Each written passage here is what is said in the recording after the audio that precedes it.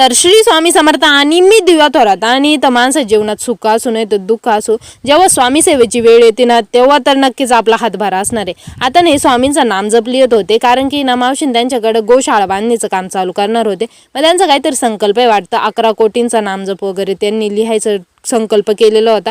मग काय म्हटलं चला फुल नाही फुलाची पाकळी काय ना आपल्या हातून तर झालीच पाहिजे.